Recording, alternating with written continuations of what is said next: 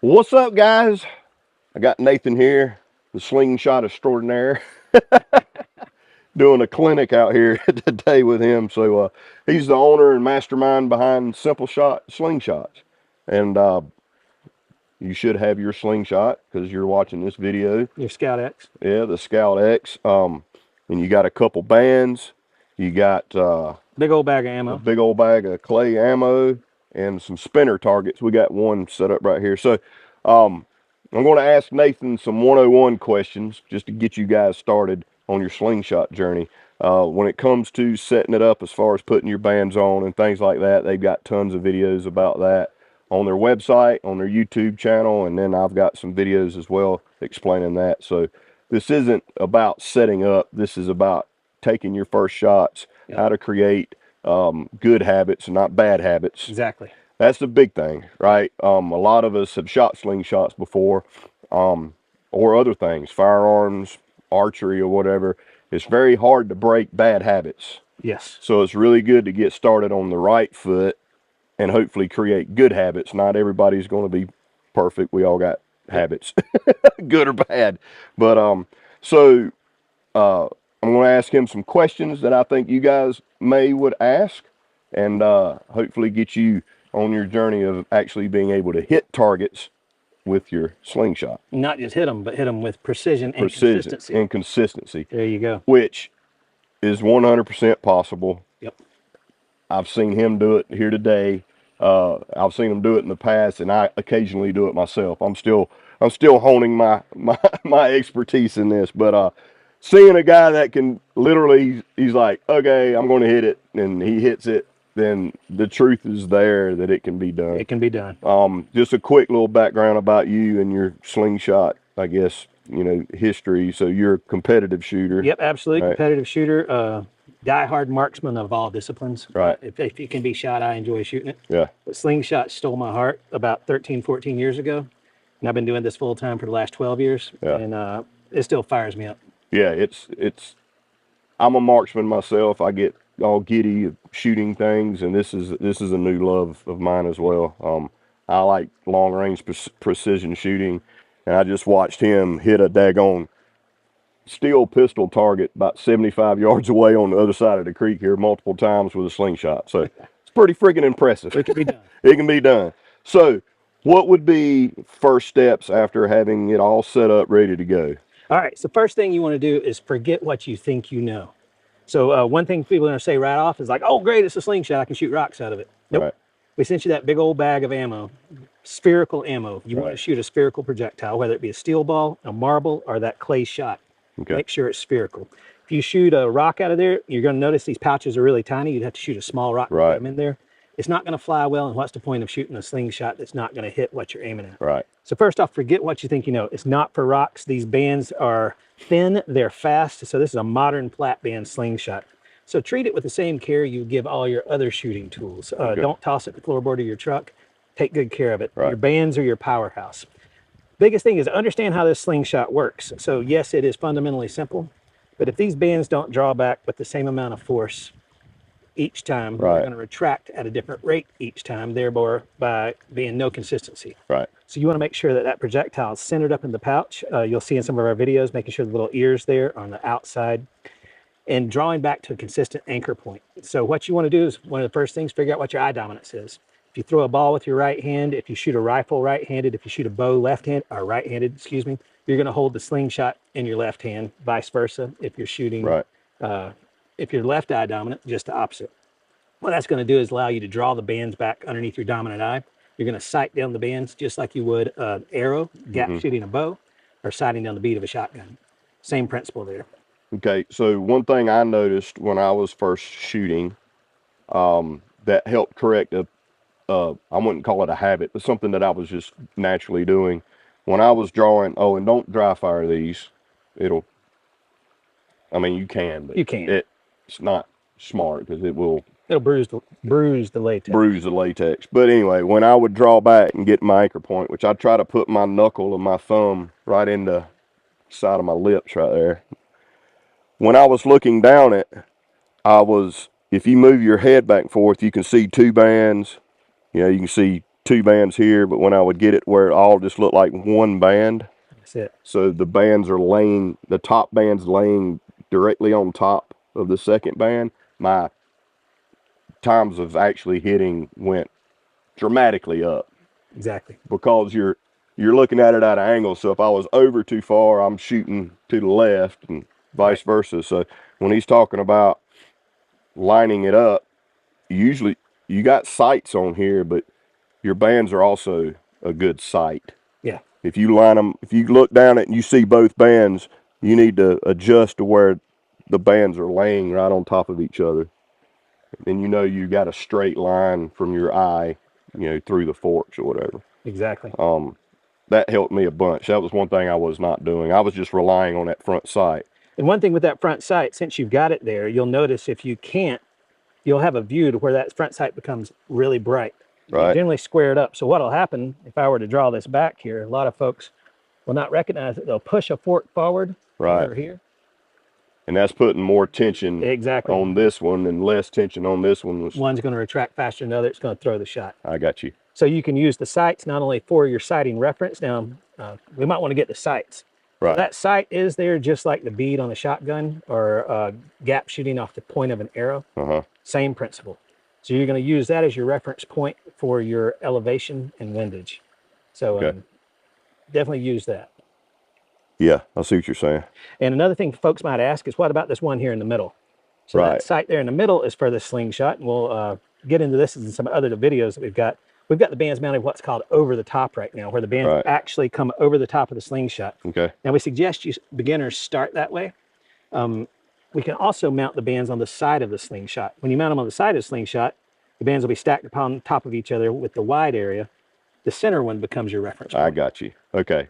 So that's not an elevation thing. Correct. That's if you're side or over the top thing. Correct. Okay. So yeah, that was my first perspective when I saw this, that was just a second elevation. Yep. A lot of folks think that. Okay. But what that gives you is it gives you the ability to shoot the bands through the forks or over the top. Through the forks, the actual projectile goes between the prongs. Right. We recommend that beginners don't start that way, just in case you've got any errant shots, so you're not firing it into the slingshot. Yeah, because like you were saying, if you're canted more ones, it might run it up and hit the frame or hit your hand or something. And over the top is a lot more forgiving. Okay, cool. All right, so there's 3 different grips you can do with this? Yeah, 3 basic grips. So probably one of the most intuitive grips. A lot of folks will grab it, hold it like that. That's what we call a hammer grip. Okay. Another one that folks tend to do, not sure why they do it, but they'll put their thumb right there. Let's not do that one. Yeah, that might hurt a little bit. It's not designed for the thumb to go right there. So we got the hammer grip. If you want to grip it that way, that's just fine. It's a really strong grip. This is great if you're going to introduce kids to it and their hands are a little small. Hammer grip is a very intuitive, strong way to grip it. Right. The slingshot was actually designed to be in what's called a brace grip or a thumb support grip. So the brace grip, we use these 3 fingers here to hold the handle, and the thumb and forefinger simply wrap around it. That's a really strong, intuitive grip. However, a lot of folks like to brace the thumb. So that's what we call a brace grip. I prefer the brace grip for this slingshot. You just got to figure out what feels best for you. Okay. The key with slingshots, with any shooting sport, is finding a consistent way to interact with the tool and stick with it. Don't start changing lots of different things because then you can't figure out what's going wrong. Right. That's true. Any marksmanship is repeatability. If you want to be consistent with it, you've got to do the same setup procedure, the same sight picture, the same form over and over and over again. Yep. Because if you mess that up, the end result's not going to be what you want.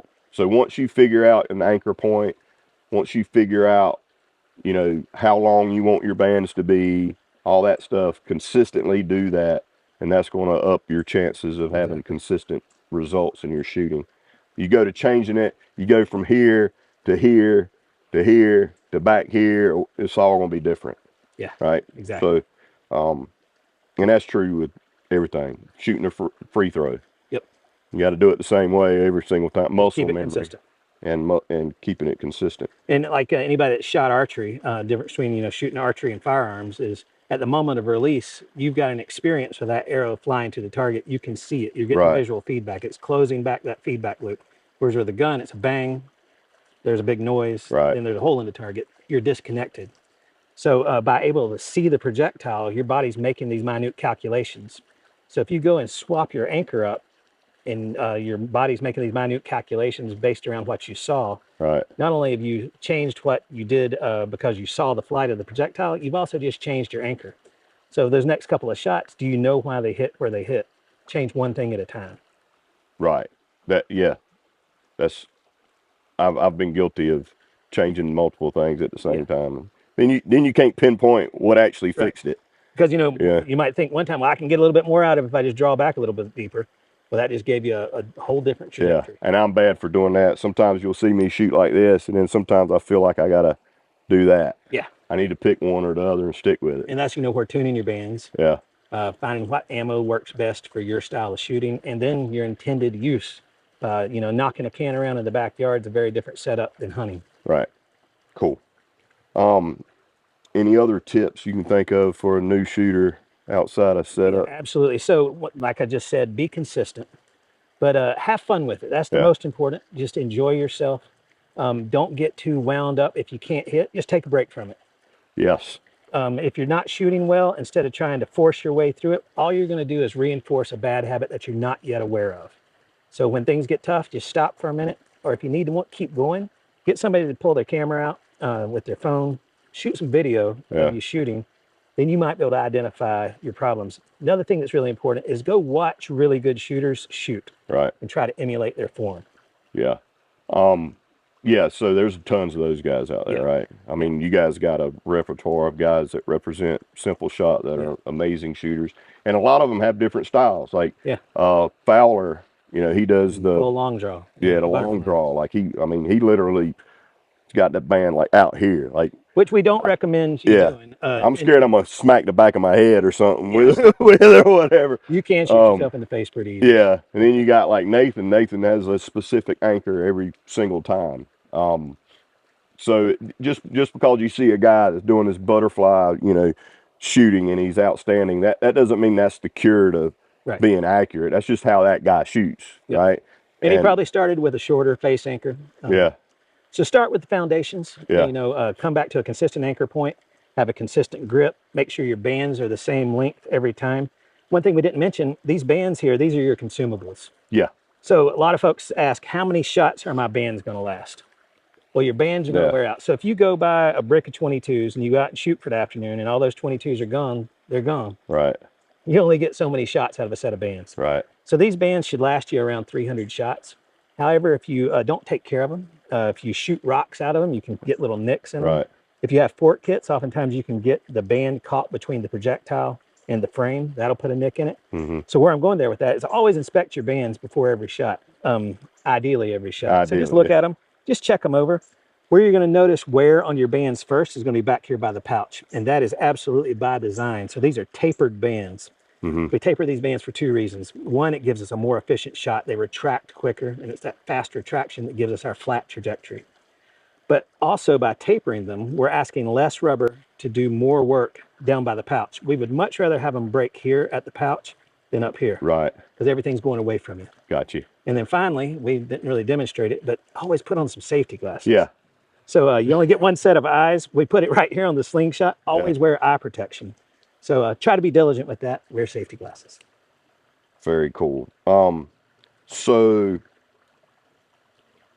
what would be the most common the most common mistake in setting up your slingshot that could cause issues? All right. So a slingshot is really simple. We've got two pieces of elastic that are attached at 2 points, coming back to a central point that holds the projectile. If you pull it back, it's going to go down range. Right. Now, if we want it to go down range straight every time, we got to make sure, like we said earlier, that both bands are retracting at the same rate. So a lot of times people won't recognize you got a lot of new things going on here. Right. So when you get back to your anchor point, if you're really focused on your anchor point, you may have totally forgotten out here and you're pointing your forks forward. Right. So understanding how the slingshot works and interacting with it as such going forward is really going to be helpful. Another thing is the release. So if you think about in other shooting disciplines, in archery, the release is critical for consistency. Right. Likewise, with firearms, the trigger press is really critical, a clean, consistent trigger press. Right. No different with slingshots. So the thing that's going to separate you from being a sniper and someone that you can just impress your friends is how consistently you can release that ball. So a lot of that comes down to how you feel it, how you manipulate it in your trigger. Right. So I tell folks, for your trigger, give a thumbs up, set the pouch on there, and lock it down. Try to be consistent with that. If you have fork strikes, meaning the projectile hits the fork, it's probably because something that happened in your release. One thing that'll happen is a lot of folks will bend the pouch, or they'll put the projectile behind the bone of their finger. What that does is it makes the projectile have to jump up over that bone to get going in a straight path. And a lot of times it'll jump up and hit that top prong. Right. So if you're having fork strikes, make sure you're trying to manipulate just the ball itself instead of pinching in front of the ball. Here, I'll put one in here so we can see it. That we're getting right on top of the ball and pinching right here. Right. What that allows us to do is have these tabs stay lined up even. And the release itself is not really something that's active. You don't actually lift up and let it go. It should be just kind of slipping from your fingers. Yeah. The best way I've heard it described is, can you imagine letting go of a butterfly? Okay. You're not actually really doing anything. You're just easing off of it, And the shot happens. and it just goes. And the shot should surprise you, just like a good clean trigger press. Right. Or a good release with a Yeah. And you should have follow through with that too. Like, don't as soon as you shot, don't drop your slingshot down. Exactly. Because believe it or not, yes, that happens really quick, but you can't affect it by dropping. So when you shoot, like, stay on target for a second or two afterwards. Same thing with like archery or even with rifle. Like when I shoot my rifle, I want to stay on target 2-3 seconds after. If you've ever shot a flintlock or a muzzleloader, you know, it's kind of the important. flinch. Yeah.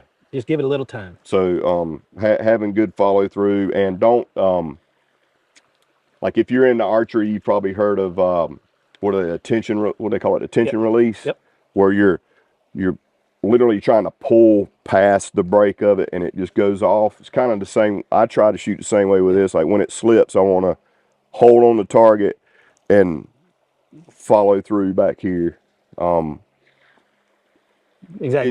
Because it's my bad habit is dropping my elbow. Right. And a lot of that comes from fatigue. When I've shot a lot, I've noticed I start dropping down. And when you drop your elbow, what will happen is that you're coming down and you'll tend to bend your pouch. That's what we call tweaking the pouch. Okay. Tweaking the pouch, you can see right there that I've got this bent over. If I come back, it's got to rise up. Yeah. That's going to bring it. Not only is going to create an oscillation in the bands, it could drive it towards the fork. Right.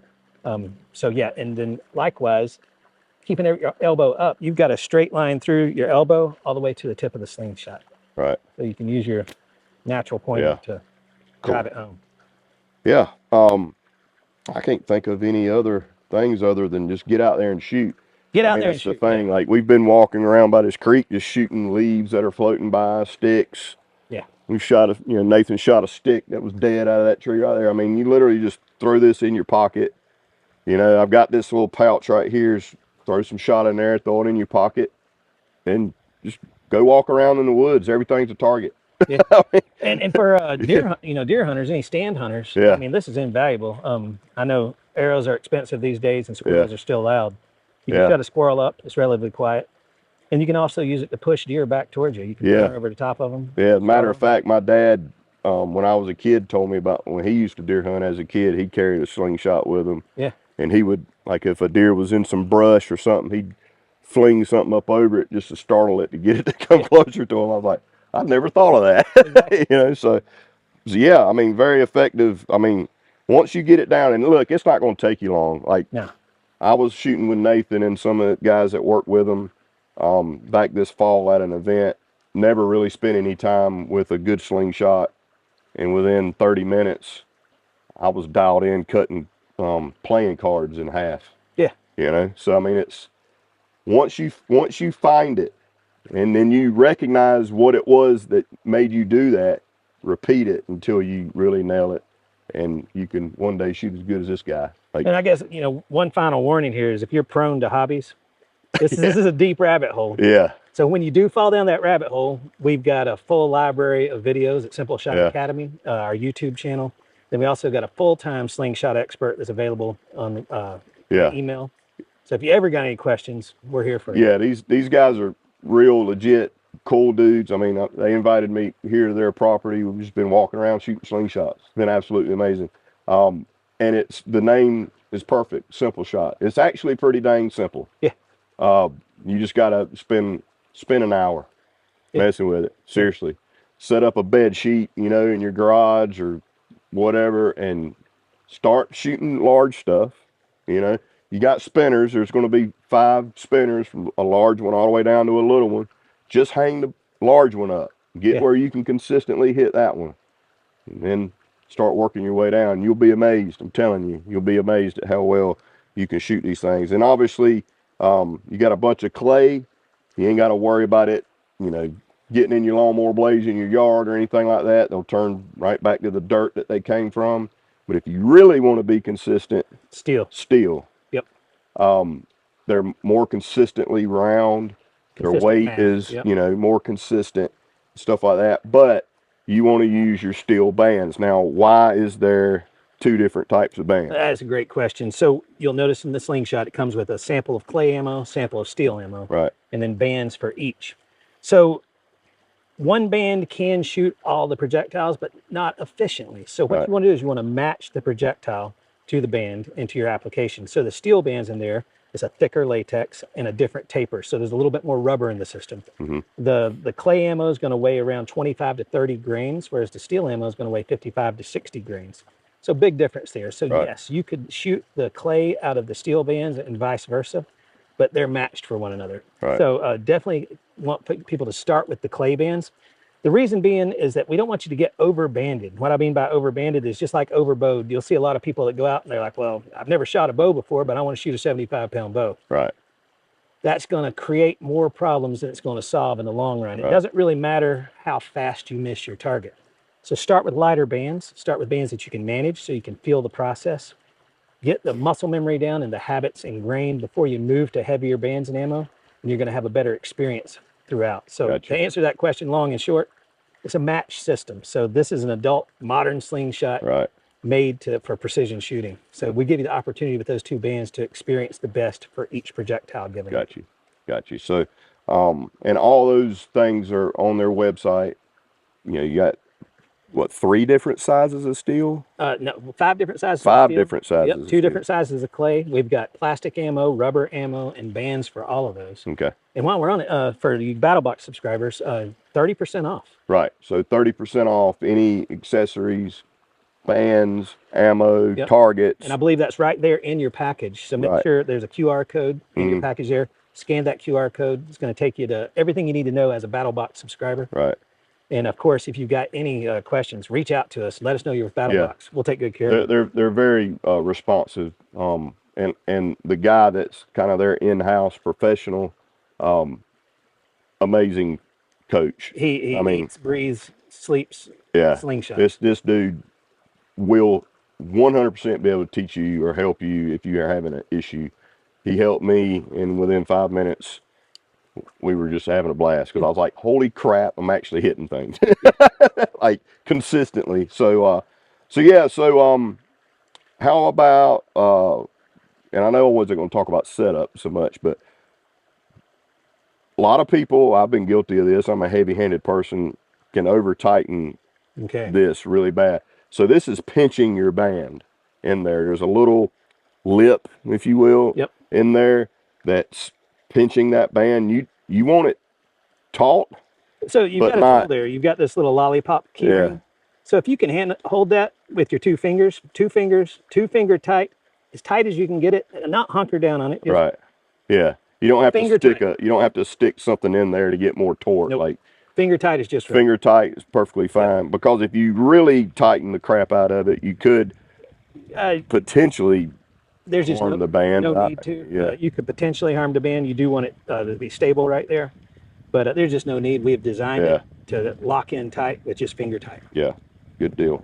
And And of course, always wear your lanyard. yeah, put your lanyard on. And the when you're reason shooting. being there is we still live in a world of Newtonian physics. Every action has an equal and opposite reaction. If you let go of the slingshot and you don't let go of the paddle, something's coming the other way. Yeah, and you might let go of a few teeth in your face Yeah. if you let So go of this. always wear the lanyard. So that's going to help if that comes out of your hand. And then also the lanyard, if you're from an archery background where you like a more open grip, you can twist up the lanyard and you can shoot with an open Yeah. open palm. Yeah. So there's that as well. That's cool. Well, that's it, man. Simple shot. You're gonna have a blast with it. This isn't a toy.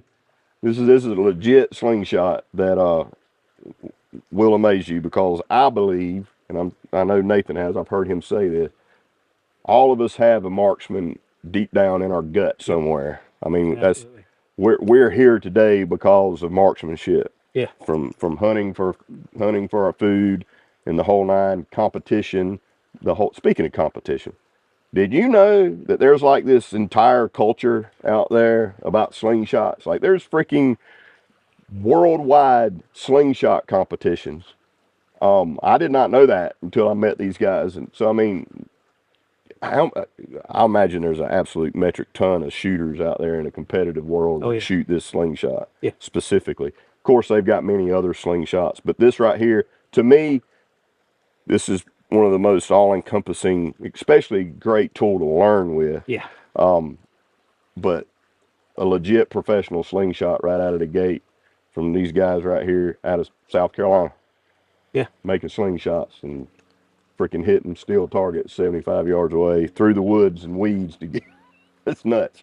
Most people can't do that with a daggum pistol or rifle out here. You're doing it with a slingshot. Yeah. So very cool, man. Awesome. Well, let's shoot some more. All right, let's shoot. Let's get sore. See how sore we can get. It's freaking awesome. So appreciate you guys. Again, if you got any questions, hit up Simple Shot on their website. They'll hook you up. Use your coupon code. Get you some bands. You're going to need them because you're going to be shooting a lot. You're going to need some bands and some ammo. And check out some of their other stuff too on their website. They got everything you need, even if you want to make your own bands. Yeah. I mean, everything. That's what we call it. Everything slingshot. Yeah, That's everything. Like literally everything. You can buy raw material sheets of the stuff, cut your own bands, anything and everything slingshot they got on their website. And you can get 30% off everything but frames. Yeah, So all the accessories and everything. But these frames are expensive. You can get all sorts of frames from you guys. Yep. So love you, mean it. We'll see you later. We're going to go shoot some more limbs and sticks and weeds and stuff. We got to do some landscaping. Thanks, guys. All right. What's next? Oh, you should have shot that leaf that was falling from the sky right there. See if we can get that that briar right there.